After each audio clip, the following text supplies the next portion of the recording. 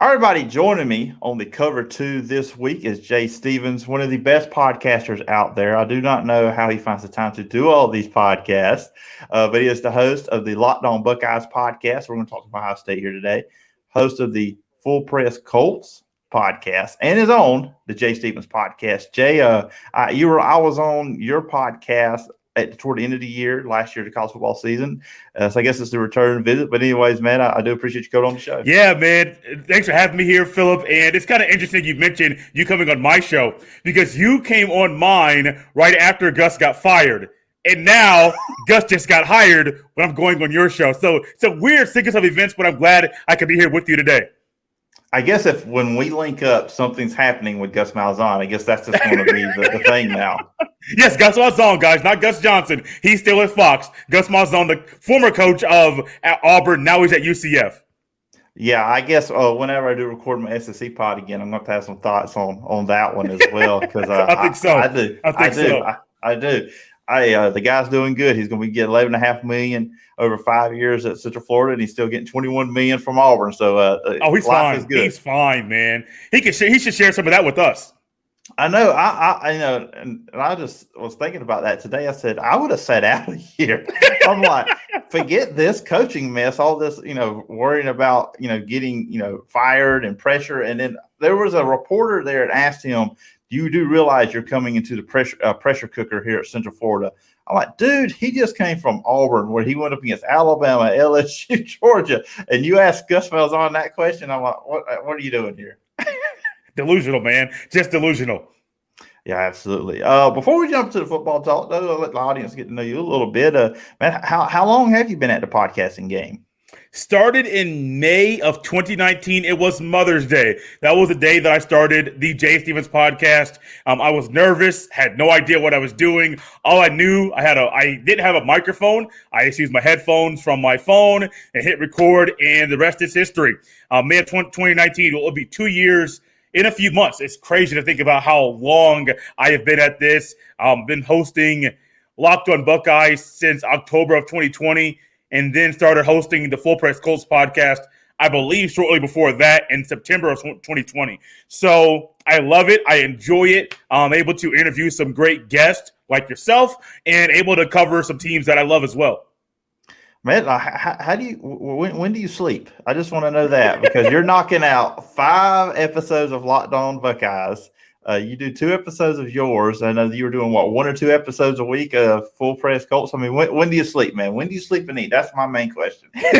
Eating isn't the problem. I can eat as soon as I wake up and then start running around. The problem is my friends know I have a sleep problem. I don't get much sleep already, and so adding more to my plate. Yes, I'm busier with other things that aren't just recreational, but I don't get much sleep anyway. So the sleep, not getting much sleep, that's normal. That's just been there. But, yeah, man, I just find time to do it. Try to map things out as I can. There's some exciting things going on with Locked On Buckeyes as well. I don't know if you want me to talk about that now or later, but there's some exciting things going on with what the network is doing with the shows that they have. All right, yeah, we'll get to that. I'm a big fan of Locked On, and I'm going to steal a line from, I heard Jim Ross say this that Vince McMahon said one time. Yeah. Sleep is the enemy. Sleep is the enemy. Man. They do say that those people that are the busiest, the millionaires, those that make a lot of money, they have their hands in a lot of places, wear a lot of hats, they don't get much sleep. And so I'm not saying that I have the money like them because I don't, but I do understand their thought process saying make sure you properly utilize every second of every day because you can be helping yourself, better yourself, and sometimes money may come with that as well. Hey, look, I work at an eye doctor's office during the daytime. So then I come home. I say I'm an optician by day, podcaster by night. There's times this past weekend, I actually had a few moments where I wasn't doing anything. There was not a football game. Like I'm mostly a football podcaster. I was like, I don't like this feeling. I'm not doing something. So it is the grind, but you got to love it. That's the thing about it. You just can't do this just to milk it. You got to love it. And obviously you get that passion with all the stuff you do. And I wanted to start with the Colts because here on the cover two, talk a lot more about the NFL. And look, going into the season, I was very intrigued with this team. I told you off air, I'm a big fan of Phillip Rivers. I like his intensity. The fact is that he can talk trash to everybody without saying a single cuss word is just like the most genius part about him. Yeah. But coming in, I was really looking forward to getting around a better roster than he had with the Chargers. I almost said San Diego. I'm still struggling with that one. It's hard, man. It is. I just had to say the Raiders this past year because I wanted to say Oakland so much. It was another struggle. These teams need to quit moving around like that. But they go 11-5 this year. Phillip Rivers, quarterback, finished second in the division behind the Titans. They split those two games. Of course, he had the big win during the year as well against the Packers, which was a tremendous, impressive victory by them. For you, as a guy that podcasts about the Colts and fan of the Colts, and also knows the pulse of this franchise, how would you regard this season they just had? Good. Should have been better. I think that's a good way to put it. It was a good season because you didn't know what to expect with Phillip Rivers. You knew you had the potential to have a really good defense, borderline elite defense, which the Colts did have throughout the season. There were times their defense was on the field too much, and ultimately those were the games that the Colts ended up losing because the offense couldn't sustain drives, couldn't stay on the field. Defense gets tired. Speaking of one game, the Ravens game, when the Colts were at home against Baltimore, if you can't get off the field, eventually Lamar Jackson's going to kill you. Now, You can say whatever you want about Lamar Jackson, but he is good enough as a quarterback that if he's on the field more than the other quarterback, the other offense, he's probably going to find a way and have a good chance to win that ball game. So I would say it was good, but it should have been better. And I say that because the Colts had every chance to beat the Bills in the wild card game, but they didn't come out victorious at the end of that matchup. I was looking over their season, before we were going to do this thing here today, talk about them.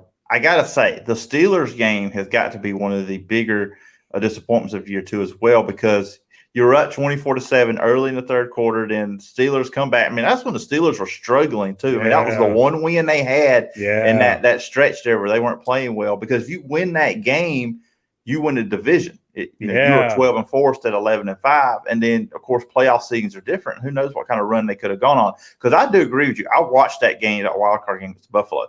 They outplayed Buffalo. They controlled the game. Just a few things here and there, especially when they went for it on a 4th and 4 down near the end zone. They didn't get it. There's a lot good old Frank Reich, man. He does it all the time. Yeah, so they had opportunities in that game. Then you see the Steelers game. So I guess I'm agreeing with you there that it's a really good year, but it did seem like there were those couple of missed opportunities, particularly the division with the Steelers game. Yeah, missed opportunities. That's a good phrase or good couple of words to put together to describe it, because there were missed opportunities, not just in the Bills game, but you mentioned the Steelers game. I mentioned the Ravens game, the Browns game earlier in the year, the Bengals. I believe the Colts beat the Bengals, but it's like, the Bengals aren't good, but there were times that the Bengals were even in the game.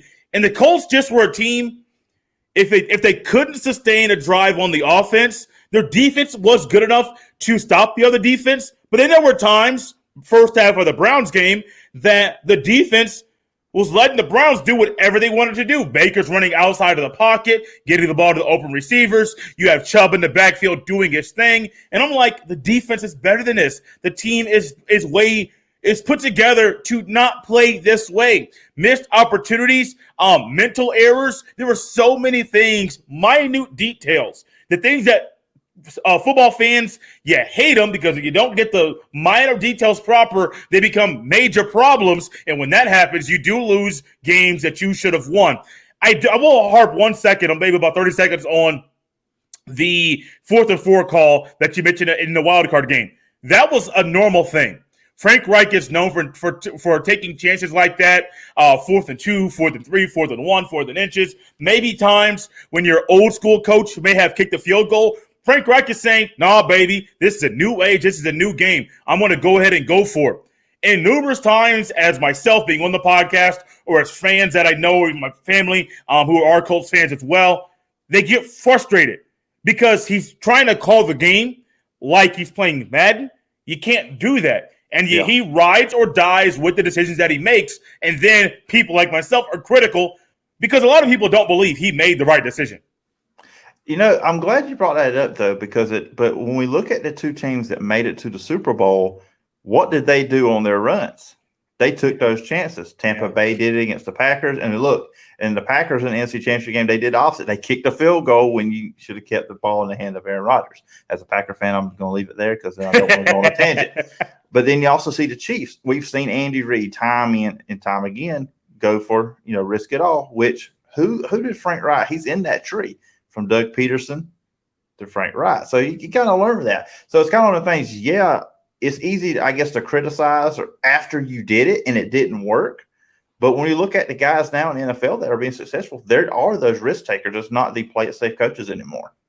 That's true, man. And it's a fine line you got to walk down. You kind of have to feel your way around, like it's your job. Certain things, or I used to sell cars. So there would be certain things, you come to buy a car from me. I know there are certain things I can say to you that will get you to say yes. I say those same things with somebody else, it won't have the same effect. So it's kind of like a feel effect. You have to know the game, have the proper temperature of your team, and gauge properly, which is very, very hard what the opposing head coach, opposing coordinator is thinking, so that you and your team can make the right call to move the ball from, say, 4th and 3 to a first down where you have the first down, not a turnover on downs, ball goes to the other team with the first down. It's very, very hard and very tricky. But sometimes you have to play on the side of caution and be very cautious, but be risky at the same time. It's really, really hard to do because I played video games. I played NCAA football earlier today. And there would be times in the game that I would normally go for it, but because I just started a new dynasty with the Tennessee Volunteers, I said, whoa. I can't do the same things that I want to do because they're not as talented as I would like for them to be. So I got to kick a field goal, a 45-yard field goal. Literally kicked it today. I don't like kicking field goals at video games. But sometimes when you want to win, you got to do things you don't want to do to put points on the board to come out victorious at the end of that matchup. Yeah, that's true. It is, and it's like put yourself in that coach's decision. And to make that decision on the fly like they do. Yeah, buddy. Yeah, because, we could sit here and say, oh, you should have initiated to that, either one of our teams. But, in that moment, that's a tough decision. And I like to joke with people, I have played the Family Feud game on my phone. Okay. It's easier on your phone, but think if you're on the actual playing, Ooh, it's a different. If you were actually on the show, it's different. So when you're out there, it is a different deal. So I think now I'm going to go with this decision, this question now, because Phillip Rivers retired after 1 year. First on Phillip Rivers, were you surprised by his retirement? Not really. There was talks during the season. Actually, excuse me. After the Week 16 game, going into Week 17, because the Colts were on the edge of making the playoffs or not making the playoffs, there were talks about him coming out saying he's not sure if he's going to, let's say if the Colts miss the playoffs, he's really thinking about retiring after Week 17 just because he has 7 kids and he has his next job already lined up. He wants to see his kids in school and go to their games. So he already has his next act lined up about what he wants to do next. So I wasn't really surprised. I was just hoping to get one more year out of him because I don't like the quarterback feeling, the uneasy feeling that Colts fans have of not knowing who the quarterback is going to be after next year. It's really, really hard to think about. But no, I wouldn't say surprised. Just more kind of selfishly desiring Phillip Rivers to stay at least one more year. So then that leads to the big question. Who is going to be the Colts quarterback in 2021? Will they bring back Jacoby Brissett? Is Carson Wentz going to be the next guy? And that seems like right now, everywhere you look, that looks like the most likely scenario because of his connection with Frank Wright during 2016 and 17. And look, 17 is the year he got hurt when he tore his Achilles, and he would have been okay. I don't say he would have won MVP, but he was a front runner that year. Yeah. So, and that's the thing with me. I'll say this about Carson Wentz. It really confuses me. We've seen him be really good. Mm-hmm. We know what he's capable of doing. I think it was all up here this past year. Something got in his head wasn't right. Now, to me, you put him on a random team, it may not work. But you put him back with Frank Wright, you have an opportunity, and there is talent on the Colts team. But for somebody that covers the Colts, talks about them on the podcast, how do you see Carson Wentz working within the Colts? If that happens, I think he works out very well. I think his skill set, his ability to make the throws and to move around a little bit, I think he would be perfectly fine working with the Colts. You ask a question, who do I think will be the Colts quarterback next year? I started to hold laughter in when you said Jacoby Brissett Because if he's a quarterback next year, oh my goodness, myself, other people, they won't be happy at all. Yeah. I don't think Brissett's a starting quarterback in the National Football League. I think he's more of a lesser Ryan, not as talented as Ryan Fitzpatrick, but more of that backup role. Quarterback gets hurt, the starter. Brissett comes in 4 or 5 games, plays okay, and then goes back to the sidelines. I don't think, I learned it very on in his first year as a starting quarterback. I think it was 2019. No, buddy, you're not that. You're not the guy that's going to be the starter for the Indianapolis Colts or starting quarterback anywhere in this league. Somebody may at some point. I just don't see it. Sorry, I had to get that off my chest. So quarterback okay. my first choice for the Colts quarterback next year is Deshaun Watson. I don't think that's possible because I think the Texans will ask too much for him in exchange for him, and I don't think Chris Ballard, GM of the Colts, will want to give up what the Texans want. So if Deshaun Watson isn't there, I want Dak Prescott. I know it's a tough ask. I know he's going to be looking at $40 million next year alone, but that would be my first guy that I would want. Then I would go Carson Wentz. Then I would probably go Sam Darnold before going to the draft. I know it's a list there with Watson, Prescott, Wentz, and then Darnold. There was another quarterback that came into my mind, but I forget who it was. But that's kind of my hierarchy there. The first 2 guys are going to be very, very, very hard to get because of what the teams will want for them. I think Prescott needs to be franchise tagged for the Cowboys to keep him. So I'm going to be interested to see how that goes. But I don't think Wentz would be a bad option at all. I don't. I think Wentz and Reich, I think there's some connection there. And I think that Wentz and Reich, what they already had in Philadelphia, if Wentz comes, it's a sign of, we have our quarterback of the next 5 to 7, hopefully 8 to 10 years, not a guy that's an older guy, 30-plus years. Say they got Matthew Stafford. You may get 3 years, maybe 4, before having to go to somebody else. And so Wentz can come in and start right away and knows a lot of the offense. As far as going to the draft, that's a project. And outside of Trevor Lawrence, I think most of these quarterbacks are projects that you're setting your franchise back 2 years when the Colts are ready to win now. You speak of the draft, I want to transition to the Buckeyes, and they've got, well, at least we know one guy that's going in the first round for sure, and that's Justin Fields. But the interesting thing with him, coming into this past college football season and talking to some of the people I talked to cover the draft, there was some argument between people, Trevor Lawrence and Justin Fields. But as the season progressed, I think that it was clear Trevor Lawrence is going to be the number 1 pick. There's no question. That's where Jacksonville, whoever had that pick, that's where we're going to go. And in watching Ohio State, I do an SEC podcast, but I keep my eye on what's going on in Ohio State in big games. There seemed this year versus last year where he only threw, 3 interceptions all last season, and 2 came against Clemson? Correct. Correct. Yeah, he only had the 1 in the regular season. This year he had 6 and a much smaller sample size of games. Just from an outsider down the South, of course, you watch them every week intensively. It seemed like Justin Fields had a little bit of inconsistency this past year. Yeah, inconsistency, inability to read certain defenses, inability to adjust when the defensive coordinator adjusted. I think those are proper assessments, as proper assessment to the way Justin Fields played this year. Now, also, it was a sophomore slump. We saw Trevor, number 1 pick in this year's draft will probably be Trevor Lawrence. Trevor Lawrence in his first five or 6 games of year 2 as a starter, he struggled. He did. This year, he struggled a little bit. So it's just normal. Second year for any quarterback in the NFL, second year starting, they struggle. Patrick Mahomes, the year that they won the Super Bowl versus this year, different look, different team. And honestly, their margin of victory, it wasn't as wide this year as people may think. There are a lot more 7-point or less wins this year because people kind of figured out potentially how to slow down this offense, and they weren't as talented as the Chiefs were when they won the Super Bowl.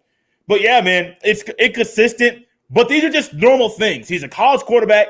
He's not perfect. I still haven't seen a perfect quarterback yet in my life watching professional football. I have those that I like watching more than others, but even then, Peyton Manning, he's not mobile, not at all. Tom Brady, he can only do certain things. Even in his best years, he can only do certain things. He's not mobile at all. So I have yet to find a perfect quarterback. Everyone would like for Justin Fields to replicate what he did in his first year starting at Ohio State. But defenses find out ways to figure out your tendencies. Indiana, a basketball school who is getting better at the football, they did some things to Justin Fields that confused him. Northwestern, they did some things to Justin Fields that confused him. Alabama, I think if Ohio State had a way to keep that game close, I think you find Justin Fields have looked more like he did against Clemson than like he did at the national championship game, even though I do think I still believe Alabama was the better team, even if Justin Fields played better. Alabama just way too talented. But yeah, inconsistency, man, that's just huge because Fields too many times couldn't figure out how to overcome what the opposing coordinator was throwing at him. Yeah, well, I'll say it's on Alabama. I think their best defense this year was their offense because you couldn't stop their offense. Yes. When Ohio State kicked the field goal, when it was 21-17, I say it's over. Because if Alabama goes down there and scores a touchdown, goes at 28-17, Ohio State may press. Then you feel that pressure. Okay, we've got to score every time we touch the ball, and it just snowballs on you with that team. So many teams had that issue this past year. Florida in the SEC championship game. Ole Miss in the regular season, they played Alabama tight, but when they made a mistake fourth quarter, they didn't score. Alabama pounced. So that was kind of one thing for me with them. And, you talk about – and you're right because a lot of times these quarterbacks, these defense coordinators at these big-time colleges and in the NFL, they get a year. They get tape on you, a year's tape. And they say, okay, we can do this. Maybe we can play the safeties further back. Don't let them be too deep. Keep an eye on Justin Fields. He is a good runner. I think that's an underrated part of his game. He showed a little bit in the playoff, but I think that's a big part of Justin Fields' game that I would like to see him use a little bit more in the pros. But you see now the Zach Wilson stuff, that now people are putting him above Justin Fields. I've even seen some mocks where Mac Jones is ahead of Justin Fields. I don't agree with that. I think Justin Fields has a higher ceiling, maybe, and when the Zach Wilson thing, look, Zach Wilson is a tremendous talent. But look at the competition Fields played versus him. I'm not on that. Just as somebody, again, that watched Ohio State play all their games this past year, what is your opinion when you see people putting a Zach Wilson or a Mac Jones ahead of him? Almost tried to be the first to do something a little bit abnormal without using their brain to think about what Fields, what Zach Wilson, and what Trey Lance of North Dakota State can bring to the table. That's kind of what I think. You're trying to be the first one to kind of clickbait, which sucks with a mock draft. Because the one I came across, I haven't seen one where Mac Jones is ahead. But if you look at Alabama's offense, Alabama's track record of quarterback, I could see where someone's like, "Ooh, no, he's an Alabama quarterback from Jalen Hurts to Tagovailoa to Jones. Jones is the next one. He's better. The offense looked better. You even said it yourself, I believe. The offense was ran better under Mac Jones than under Tagovailoa. And I think people are finding that and saying, oh, maybe he's a better prospect. No. I just think it's more clickbait. I did see Todd McShay's most recent mock draft. He went Trevor Lawrence, Trey Lance, Zach Wilson, Justin Fields. In that order, 1 through 4, not just quarterback ranking, but also how he thought things were going to go. I don't see it, man. You put Justin Fields with the right coach or in the right situation, or let's say he gets drafted to a bad situation, but he gets more time to devote 24/7, 365 to being a quarterback, I think he's going to be a better talent as a pro than Wilson or with Trey Lance. I don't think that's a crazy statement to make. And I even think with Trevor Lawrence, if he's a pro, I still think he's better than Justin Fields. And also something to think about, when you have this many quarterbacks going in the first round of the NFL draft, 2 of them, let's say that there's 4 that get drafted, about 2 of them are going to be bad. They're going to be an embarrassment. I don't see Justin Fields being that kind of guy. Now, he may just be a starter. He might not be an all-pro. He might not be a Pro Bowler or things like that, which isn't a bad thing to say. But I personally don't see Justin Fields when he gets to being a pro, when he gets to being the right kind of a pro coach, being a guy that falls back and doesn't figure out how to read defenses, doesn't figure out how to move in the pocket. One last thing quickly. I know I went a little bit longer with this, Phillip, but Justin Fields numerous times this year did not use his legs as much as I thought he should have. And no, honestly, there were times he should have ran more. I do believe that was part of Ryan Day and Ohio State trying to hold him back for the Big Ten championship, for the game against Michigan, which ultimately got canceled, and then again for the playoff. Try to hold him back, hold his body back. COVID and everything else went around there. You saying, don't use your body in that way. Save it. I think if he uses his body, it allows him to make the same throws and to look as good as he did the previous year. But when you're not as mobile, when you're not moving around, when you're not scrambling for 10 to 15-yard gains, it allows you to play right into the defense's hands. Yeah, I agree with you. And, it's just, and to me, just big-time competition. The same thing with Trey Lance. I didn't even mention him there. And, look, Matt Jones, he may not ever throw to as good of receivers in the pros that he threw to in college. Same thing with Tua. Same thing with Tua. Tua played with better receivers at Alabama than he did with the Miami Dolphins last year. And I don't think many people would disagree with me on that. Two other players, real quickly before I let you go, that Ohio State players that are borderline, or at least one of them I know could be borderline late first, early second.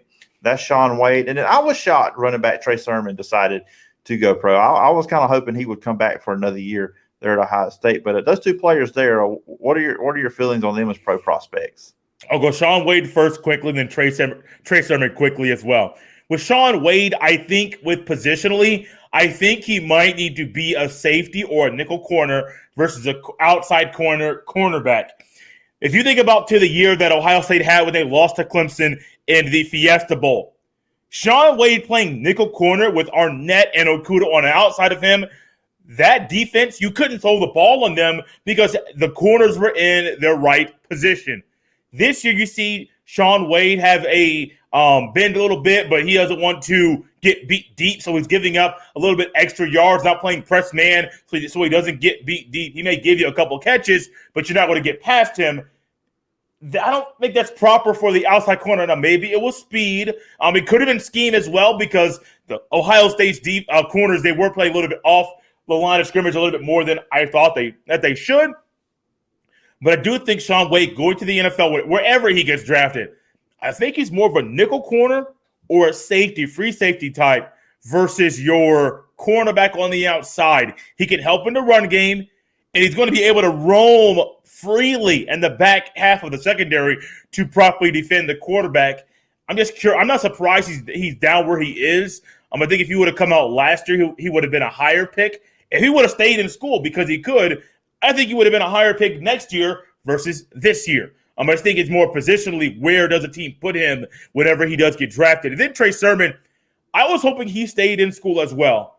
But at the same time, I don't know if he wanted to go through another year of offseason training, class, being at Ohio State, being in school at all. Because you have to take classes when playing football in college, even if they're online. I think Trey Sermon was thinking, I can be a pro. I'm ready to be a pro from what I believe, but I do think he should have stayed in school because with the limited sample size he had this year, no matter what the numbers say, I think he could have showcased his skills a whole lot better, been the featured back next year, and really had shown a lot of people around the country he is a really, really, really good running back. Yeah, what he did those last three games, before he obviously got hurt, one carry in the national championship game, but against Northwestern, against Clemson, Michigan State, over 600 yards there. He just carried them in the Northwestern game, in the Big Ten championship game. So I want to see what this guy can do with a full season if he can continue at level. But going to the pros and best luck to him. And I never am one to say he shouldn't go pro. I'm like, hey, that is his decision. That is not mine. Yeah. But it would have been cool to see him back so we could do that with Ohio State. And, Jay, that is going to wrap it up. We've gone about a good 30 minutes here. I think we put out some good football content here on the Cover 2 today. But, obviously I always like to give the guests a chance to plug their stuff, what they're doing. And so if the listeners and the viewers wanted to follow you online, where can they find you?